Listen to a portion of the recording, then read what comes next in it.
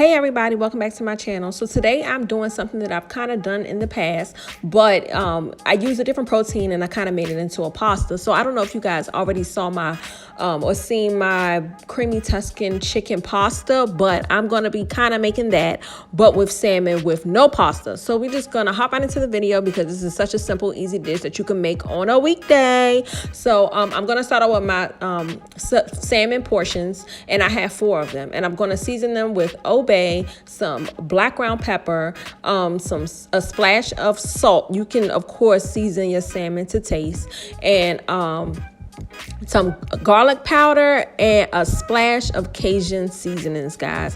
The Cajun seasoning is kind of optional because you do have to obey, but I just like to add the Cajun seasoning because it just gives it an extra kick. And I'm just going to season both sides of my salmon. So what I'm going to do to one side, I'm going to do to the other side, and I'm going to season it with the same exact seasoning. So that's more obey, more black pepper, salt, garlic powder, and Cajun seasoning. And once you do that, you then want to cut your stove on a high heat. I have my stove on a level 8, and I put a tablespoon of olive oil into my saute pan, and I'm just going to place my salmon pieces in my pan, and I'm going to let it cook for about 5 minutes on one side, and then I'm going to flip it over and let that cook for an additional 5 minutes. And then once that's done, I'm going to put it to the side, and we're going to make our sauce. So I'm going to come back once our salmon is done.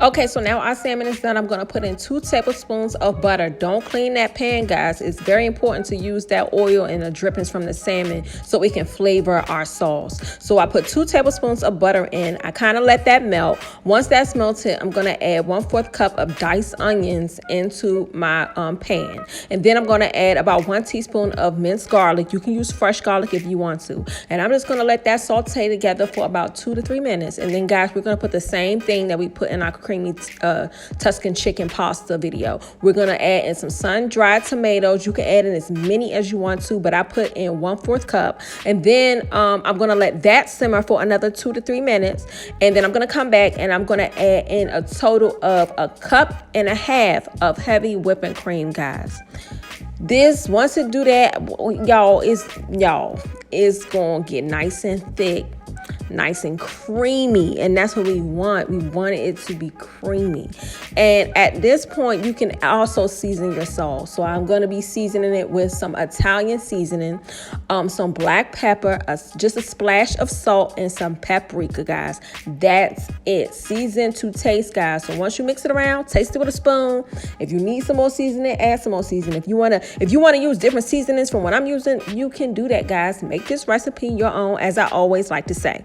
So once you do that, mix it around. We're gonna put our lid on top, and we're gonna let that simmer for about 3 to 4 minutes. And I'm gonna come back and let you know what it's looking like.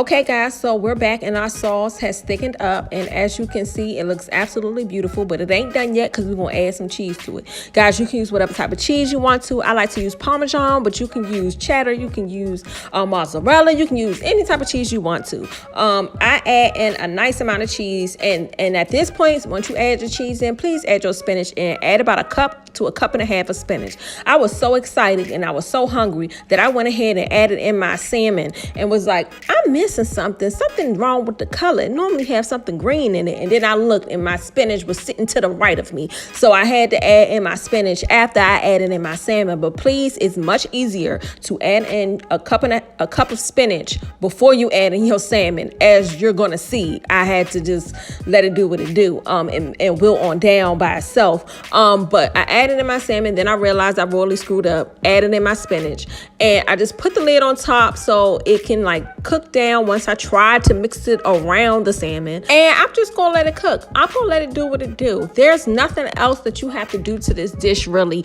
once you let it simmer on for an additional 4 to 5 minutes.